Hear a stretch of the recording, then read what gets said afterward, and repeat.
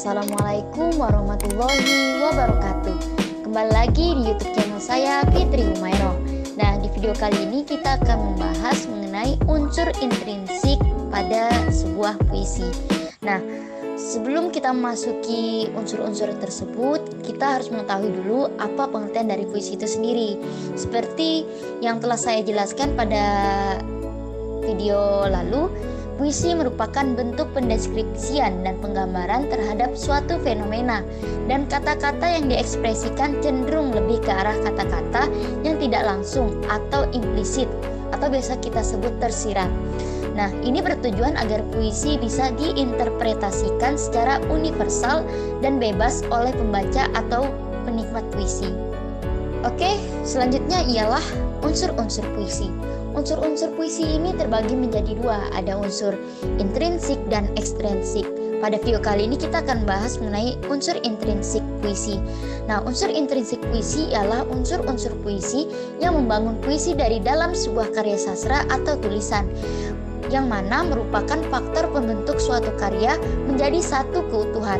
Dalam karya sastra puisi itu terdapat dua unsur intrinsik lagi. Nah, di mana keduanya adalah unsur yang vital agar puisi bisa disebut puisi.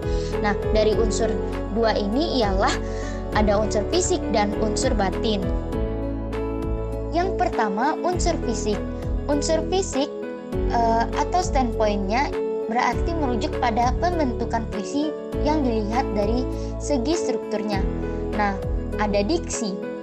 Diksi merupakan cara seorang sastrawan dalam memilih kosakata dalam puisinya agar bisa lebih harmonis dan selaras. Inilah kenapa setiap kata-kata yang terungkap dari sebuah puisi seringkali tidak umum didengar. Namun tentu fokus utamanya bukan pada diksi yang aneh dan asing, tetapi pada keselarasan dan keharmonisan. Yang kedua ada gaya bahasa. Selain penentuan kosakata yang diambil, kerap kali dalam sebuah puisi akan ada sebuah susunan kata yang memiliki karakter yang bermajas, konotatif, dan bermakna ganda. Hal tersebutlah yang dinamakan gaya bahasa. Gaya tersebut tentu tergantung dengan kondisi psikologis dan lingkungan dari sastrawan. Ini yang menimbulkan setiap gaya bahasa dari sastrawan memiliki ciri khas dan berbeda-beda. Nah, unsur fisik selanjutnya ada rima. Ciri khas yang bisa ditemukan dari karya sastra puisi ialah adanya persamaan pada salah satu potongan baris pada awal atau akhir kalimat di dalamnya. Persamaan berupa nada dan bunyi, hal tersebutlah yang disebut rima. Lalu selanjutnya ada unsur imaji. Unsur imaji merupakan unsur yang di dalamnya menyangkut pemakaian indera. Imaji terdiri dari 3 macam, yakni imaji visual atau penglihatan, imaji taktil atau sentuh dan raba, dan imaji auditif atau suara. Lalu ada tipografi.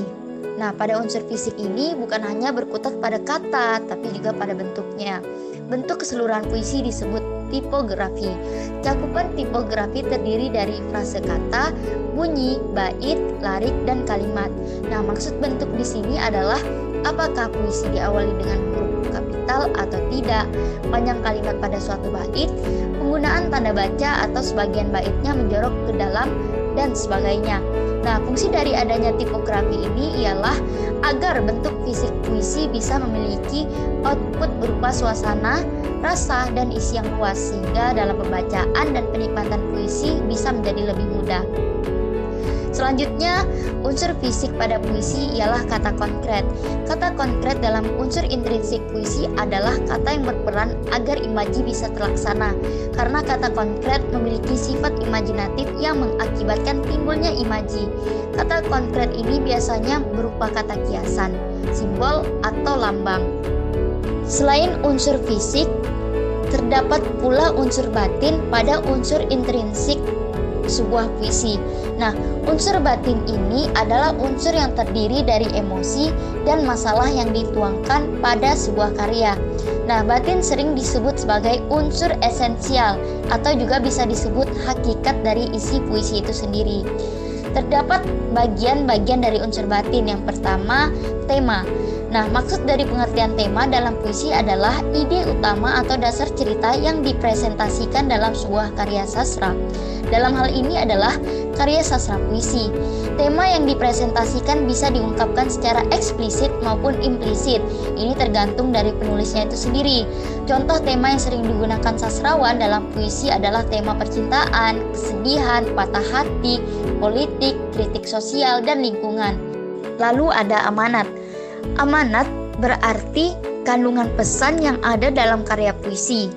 Amanat dalam puisi sering berupa anjuran atau kata persuasi yang bisa mendorong penikmat untuk melakukan sesuatu atau memikirkan sesuatu. Amanat dalam puisi tentu bisa menjadi unsur yang krusial apabila suatu karya ingin diarahkan untuk mengkritik atau menggagas sebuah solusi pada suatu permasalahan. Nah, selanjutnya unsur batin pada puisi ialah emosi atau rasa. Unsur ini lebih berfokus pada rasa atau perasaan. Ini berkaitan dengan apa yang dialami sastrawan saat membuat karya puisi. Emosi atau rasa adalah sikap sastrawan pada persoalan yang terdapat pada puisi yang diciptakannya. Tema dan rasa sangat terkait dengan latar belakang pengalaman, psikologi, dan lingkungan sastrawan. Unsur ini adalah bentuk ekspresi sastrawan ke dalam puisi yang bisa berupa ekspresi kekesalan, kebahagiaan, keceriaan, kemarahan, kesedihan, ataupun keheranan. Selanjutnya yang terakhir yaitu tonasi atau nada pada unsur batin sebuah puisi. Nah, pada unsur ini ialah unsur yang akan kentara ketika puisi dipresentasikan atau dibaca oleh sastrawan itu sendiri. Penikmat bisa memahami dari intonasi nada yang diutarakan atau dibaca.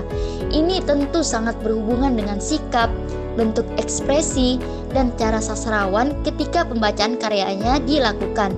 Ada yang bersikap seolah-olah mengajak, marah, sedih, atau bahkan gembira. Nah, itulah pembahasan dari saya mengenai unsur-unsur intrinsik pada sebuah puisi. Apabila ada kesalahan, mohon dimaafkan. Jangan lupa like, komen, and subscribe ya. Dadah, terima kasih. Wassalamualaikum warahmatullahi wabarakatuh. Fearless.